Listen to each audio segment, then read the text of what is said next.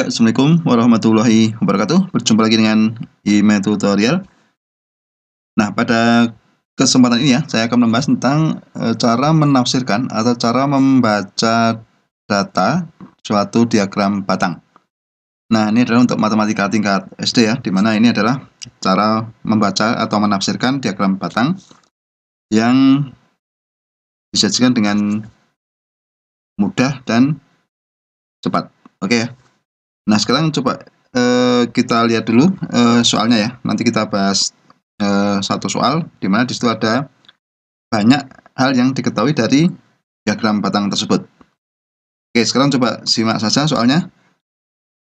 Ini di sini ada diagram batang ya tentang misalkan saya punya hasil panen ya. Data hasil panen dari beberapa tanaman. Di sini ada 5 tanaman, yaitu ada jagung, padi, ketela, kentang, dan ubi. Nah, disajikan dengan nilainya hasil panen dalam satuan ton. Oke ya.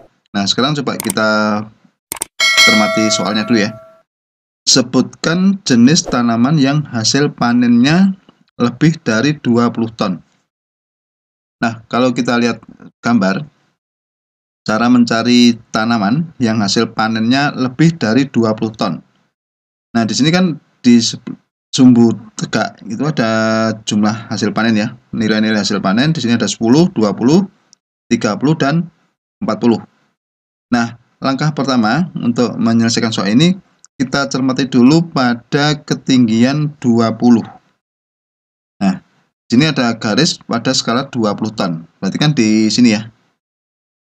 Nah, di sini tepat garis ini menunjukkan nilai 20 ton. Nah, kalau tanamannya hasil panennya lebih dari 20 ton, berarti kita cari tinggi batangnya, gitu ya. Tinggi batang ini, persegi panjang ini, yang tingginya itu di atas 20 ton. Ya, berarti kita cari tinggi batang yang nilainya itu di atas 20. Nah, coba kita cari ya, yang di atas 20, misalkan di sini. Nah, pada jagung, itu kan tingginya di atas 20 ya. Kemudian ada lagi padi. Pada padi ini kan di atas 20 juga, gitu ya. Berarti kan di atasnya, masih di atas. Kemudian kita cari lagi, ini bukan ya, kalau ketela tepat 20, sementara ketang itu masih di bawah 20 ya. Nah, di sini ada ubi. Ubi ini kan di atas berapa? 20. Tinggiannya di atas 20. Nah, jadi kesimpulannya apa? Ada 3 jenis tanaman yang hasil panennya lebih dari 20 ton. Yaitu apa saja? Pertama yaitu jagung, oke ya. Kedua padi, dan ketiga adalah ubi. Gitu ya. Nah, jadi panen atau tanaman yang hasil panennya di atas 20 ton itu jagung, padi, dan ubi. Oke ya. Nah, itu salah satu cara membaca atau menafsirkan data berbentuk diagram batang. Gitu ya. Nah, sekarang coba misalkan gini. Dengan diagram data yang sama ya. Soalnya begini, berapa ton selisih hasil panen padi dan ketela? Nah, berarti kan selisih panen ya, selisih. Berarti nanti hasilnya adalah pengurangan ya. Nah, berarti kan kalau mencari selisih panen padi dan ketela, fokus kita pada batang padi gitu ya, dan ketela. Berarti kita fokusnya pada ini, batang ini ya. Nah, berikutnya coba kita cari ketinggian padi. Nah, pada padi ini kan pas tengah-tengah ya, tengah-tengah antara 30 sampai 40. Nah, kalau pas tengah-tengah, berarti kita peroleh nilai 35. Berarti hasil panen padi itu 35 ton.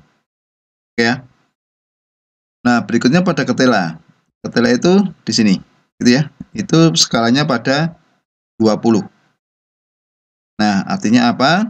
Hasil panen ketela itu adalah 20 ton. Nah, berikutnya kita akan mencari selisih. Kalau selisih itu kan pengurangan ya, yang besar dikurangi yang kecil. Berarti 35 dikurangi 30. Hasilnya adalah 15. Nah, jadi kesimpulannya selisih hasil panen antara padi dan ketela itu adalah 15 ton. Gitu ya. Mudah ya untuk dipahami ya. Oke, agar kalian paham lagi, coba ada pertanyaan lain. Ini, dengan data yang sama ya. Berapa ton jumlah hasil panen jagung dan kentang? Nah, kalau tadi kan selisih ya. Sekarang kalau dijumlahkan. Nah, berarti fokus kita pada jagung gitu ya. Kemudian pada kentang. Oke ya. Kita cari hasil panen masing-masing ya. Berarti kan pada jagung itu kan di tengah-tengah ya. Nah, tengah-tengah antara 20 sampai 30. Berarti diperkirakan pada hasil panen jagung itu pada skala 25. Gitu ya. Nah, jadi hasil panen jagung itu adalah 25 ton. Sementara pada kentang, ini ya, pada kentang berarti kan itu skalanya menunjukkan antara 10 sampai 20. Berarti pas tengah-tengah itu berarti bernilai 15. Nah, jadi kita peroleh hasil panen kentang itu adalah 15 ton. Nah, karena ditanyakan jumlah hasil panen jagung dan kentang, berarti kita jumlahkan aja 25 dan 15. Berarti 25 ditambah 15 hasilnya adalah 40. Nah, jadi kesimpulannya jumlah hasil panen antara jagung dan kentang itu adalah 40 ton. Oke, mudah ya. Nah, sekarang coba satu lagi ya, gini. Dengan data yang sama, berapa ton jumlah hasil panen keseluruhan? Nah, berarti kalau ditanyakan tentang jumlah hasil panen keseluruhan, berarti ini kelima-limanya harus kita jumlah. Nah, berarti kita harus mencari hasil panen masing-masing tanaman ini dulu. Oke ya. Perhatikan dengan menggunakan garis bantu, tadi ini kentang, itu kan 15 ya. Kemudian pada jagung itu tadi 25. Kemudian pada padi itu 35. Oke, prinsipnya di sini kita akan menjumlah hasil panen kelima tanaman tersebut. Gitu ya. Oke, sekarang kita cek satu persatu ya hasil panennya. Untuk jagung. Oke, jagung itu kan 25. Kemudian padi itu 35. Kemudian ketela itu 20. Kentang itu 15.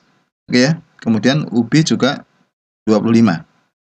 Nah, berarti hasil penjumlahan dari 25, 35, 20, 15 dan 25 ini kalau kita hitung itu hasilnya adalah 120.